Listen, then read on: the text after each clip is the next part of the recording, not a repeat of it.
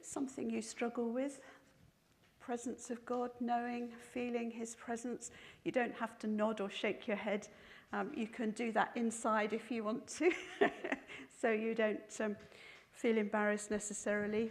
I'm happy to say it is something I've struggled with a lot. Feeling. I don't think I'm a great feeler. I think I'm more of a bit of a thinker. And if you're a thinker, it's not always easy to feel, is it? Maybe you know that for yourself. So we are going to look at presence today, and we're going to look at presence because if you follow the lectionary at all, well, we've skipped, I don't know, spans of time in the last 24 hours, because yesterday we looked at a Pentecost story, the breathing of Jesus, of the Holy Spirit into his disciples, because it was Pentecost on Sunday. And the lectionary reading yesterday was the Transfiguration. So today we're we're at the Transfiguration. So wonderful, isn't it, what we can do in short spans of time. But I wonder what you think of when you hear the word presence, not just connected with spiritual things, but just generally. What does the word presence mean to you, I wonder? I looked it up in the dictionary, because that's the first place you go, isn't it? And the dictionary describes a person's impressive bearing. I wonder what that looks like. Or an intangible feeling that someone is near. I wonder if you've known that. I wonder if you've been in the presence of somebody who has an impressive bearing. I guess if you met the king, you might, I don't know, does he have an impressive bearing? I've never met him, I don't know. I don't know. If you're in the habit of meeting people who are important and significant, maybe you would have a sense of what that means. But I also discovered that presence is a statement of fact. You know, in the world that I came from, the nursing world, you might talk about the presence of bacteria. They are there. It's a fact. So it has different meanings. The Duke of Wellington, never met him, but I gather a man of impressive bearing, once said of Napoleon, probably had even more impressive bearing. So the Duke of Wellington said of Napoleon, his presence on the field made a difference to 40,000 men. Wow. And I guess what the difference his presence made would depend on whether you were on his side or the other side. Because if you were on his side, on Napoleon's side, I guess his presence had that kind of motivation to fight. And if you were on the other side, his presence probably was quite inhibiting. So it's impressive, isn't it, to have that kind of impact on 40,000 men. In the nursing world that I came from, we used to have a saying, I don't know if you know the saying, clear-eyed nurses and glassy-eyed nurses. You might have heard me say this before. Anybody heard that saying before? Okay. Clear-eyed nurses and glassy-eyed nurses. I guess it applies to chaplains and, you know, other professions as well. But if you think about it, if you are the patient in the bed and somebody comes in to you and their bleeper is going in their pocket, or the bells are ringing on the ward and they keep looking at their watch and they've forgotten things and they have to keep going in and out, and then they go out to get something and their age is coming back because they've been interrupted, and when they come back into you, you just get the impression that they've got endless things to do and they want to be done with you as quick as possible and gone. You've probably met people like that, not just in a hospital context, but you've probably met people like that in other scenarios. You know what I'm talking about? Yeah? So we would refer to them as glassy-eyed, okay? They're not really with you.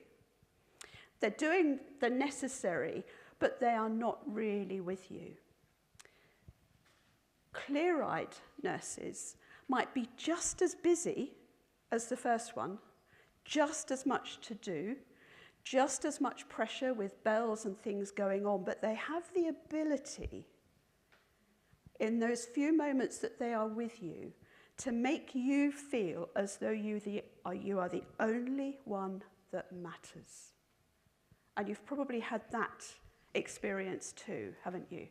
You can tell the difference between somebody who is being very present to you, entirely present to you, and someone who is not. And it makes a difference, doesn't it, to how that relationship works, whatever that kind of encounter is. I have a feeling that Jesus might have been clear-eyed. You think? So let me read the story of the Transfiguration. This one it's in Matthew, Mark and Luke, but this is Luke's version. About 8 days after Jesus said this, he took Peter, John and James with him and went up onto a mountain to pray. As he was praying, the appearance of his face changed, and his clothes became as bright as a flash of lightning. 2 men, Moses and Elijah, appeared in glorious splendor, talking with Jesus. They spoke about his departure, which he was about to bring to fulfillment at Jerusalem. Peter and his companions were very sleepy, but when they became fully awake, they saw his glory and the 2 men standing with him. As the men were leaving Jesus, Peter said to him, "Master, it's good for us to be here. Let us put up 3 shelters, one for you, one for Moses, and one for Elijah." And then in brackets, to helpfully give us an indication of what was going on here, he did not know what he was saying. While he was speaking, a cloud appeared and covered them, and they were afraid as they entered the cloud. A voice came from the cloud saying, "This is my son, whom I have chosen. Listen to him." When the voice had spoken, they found that Jesus was alone. The disciples kept this to themselves and did not tell anyone at that time what they had seen. There's only about 20 different pathways that I could take, distractions that I could take out of this passage, so I want to be very careful not to go down any different rabbit paths today. I want to stick with the theme of presence as far as possible. Each of the Transfiguration accounts in the 3 Gospels that they are in follows the same significant event. And so I think we have to take notice of that. The event that happened before each one is that Jesus had said to them, "Who do people say I am?" And then, "And who do you say I am?" And they'd come up with the usual answers, one of the prophets, John the Baptist, and all of that. And then it's Peter, isn't it, who says, "You are the Christ. You are the Son of the living God." That revelation had just sunk into him. Maybe it was that revelation that God had given in that moment, joining up the dots. Suddenly, he knew and he got it. And that precedes each of the tellings of the Transfiguration.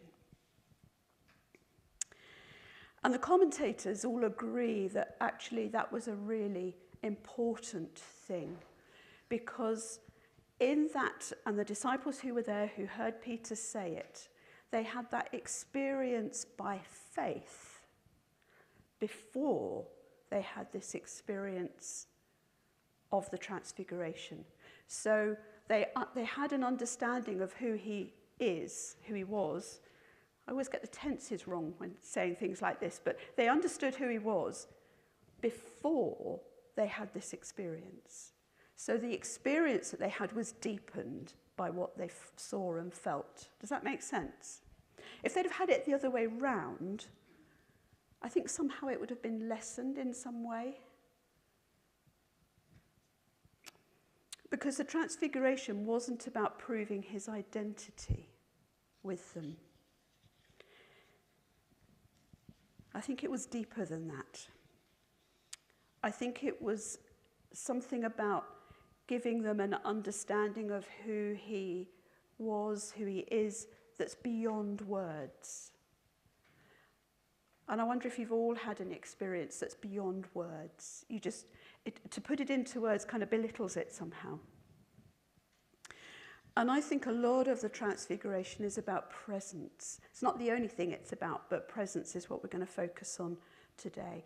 And Luke gives us the context of this event. They had gone up on the mountain to pray. How many times does the scripture tell us that Jesus withdraws to pray on his own? Did this happen to him every time?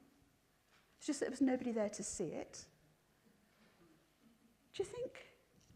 I wonder that this time, because the disciples had understood that great revelation, they were invited to go with him. And it's important that I think we understand that it happens in the context of prayer. And I'm interested in the experience the disciples have of this event. We could get carried away with Moses and Elijah. We could get carried away with them talking about how did it phrase it? Bring to fulfillment his departure, which actually is the word Exodus. We could get carried away with thinking about Moses being there and talking about Jesus' Exodus, but we won't go down that path either. They saw and heard and felt a number of things at the Transfiguration. His face shone. His clothes became shining white. Actually, the words mean that they were flashing like lightning. Can you imagine it? Sparkling. Radiating this light that probably is beyond words and imagination. And then these two prophets appeared. Amazing that they knew them. In some of the Gospels, it tells us that Jesus said who they were.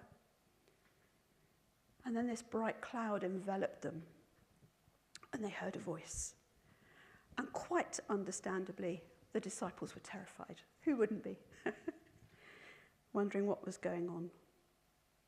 So the Transfiguration was a mind, body, spirit experience. They saw things.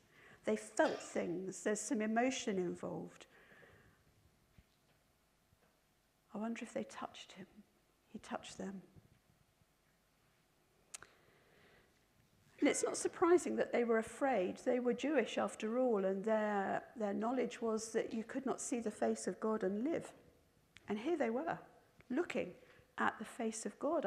They probably all thought they were going to die. And one of the commentators suggests that when Peter, we have it translated, it's good for us to be here, actually that he's saying it in the negative. Is it good for us to be here? We've seen the face of God. We're going to die. Perhaps we should build huts so that we can not have to look at you. That's probably the sense of it. But presence. Let's think about, this is where you get to join in. Let's think about what Yvonne, can I ask you to give them out for me?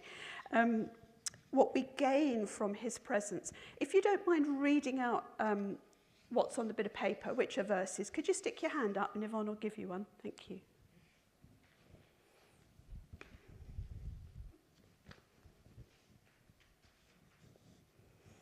So this is not an exhaustive list of what we gain.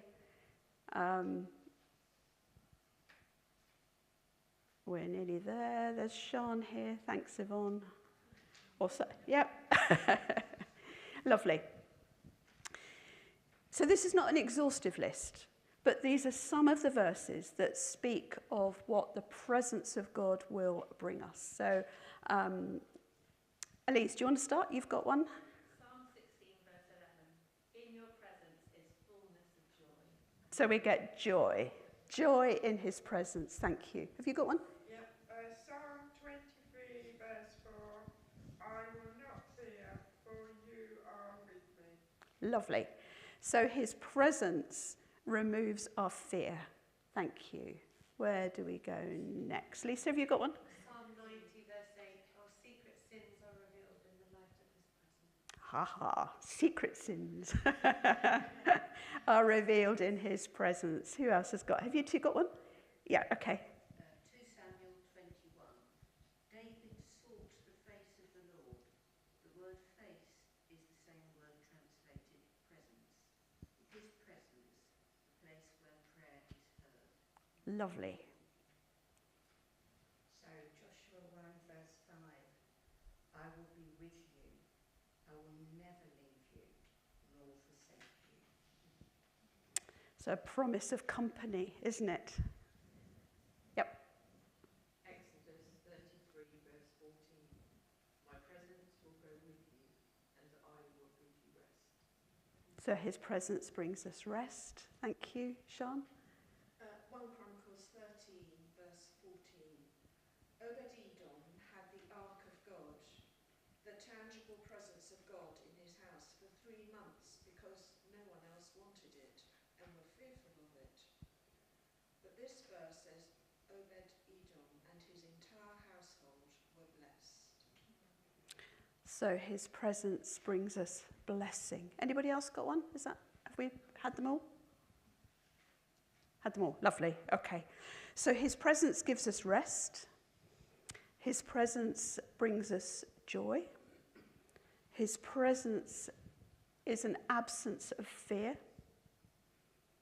It reveals our secret sins, the ones we haven't told anybody about. It brings us comfort in trouble and anxiety. It's the place where prayer is heard. It's a place of blessing. And there wasn't a slip of paper for this, but there is also healing and peace in his presence. There aren't really specific verses. If you go hunting for a verse that says there is healing in his presence, you'll find it in a song. But you don't necessarily find it written like that in Scripture. There's lots that imply it. But we know there's healing in his presence. We know that there is peace in his presence. So how do we experience the presence of God? How do we all find those things? Perhaps in worship, maybe. For me, I think the way that I feel the presence of God most often is in peace. When it is just peace. There's a kind of a heavy silence. There's a difference in a heavy silence piece for me than there is in something that's just quiet. Do you know that difference? And that for me is the presence of God. And I've learnt that for me represents the presence of God. Because I didn't know what to think about the presence of God. And so when I feel that deep, heavy sense of peace, I know that's the presence of God for me. Maybe it's not for you, but that's how I experience it. But I think in the busyness of the day, we tune it out. I tune it out. Maybe you don't. Maybe you find it in something like beauty, the beauty of creation, sunsets, sunrises, a beautiful rose, a fragrance. How else do you find, shout it out if you've got something different, how else do you find the presence of God or experience it? Walking, yes. Brilliant. Birdsong, yes. Meditation and prayer, yeah, lovely, yeah. In music, yeah, music, Sitting in a cathedral, yes. Yes, absolutely. Yeah. So we're all different, aren't we? We're all different. I think for some people, that sense of trying to experience the presence of God is a disappointment. Do you know people that are disappointed because they don't think they feel the presence of God? But I wonder if that's because they're not really sure what it is that they're supposed to be feeling. And when we describe his presence in the ways that we have, you've got something to kind of hang on to a bit, haven't you? I love this saying. It's a quote from somebody whose name I've forgotten now. God wanted to speak to me in flowers. And I was so fixed on words that I nearly missed the conversation. You know, something of that. God wanted to speak to me in flowers, and I was so fixed on words, I nearly missed the conversation.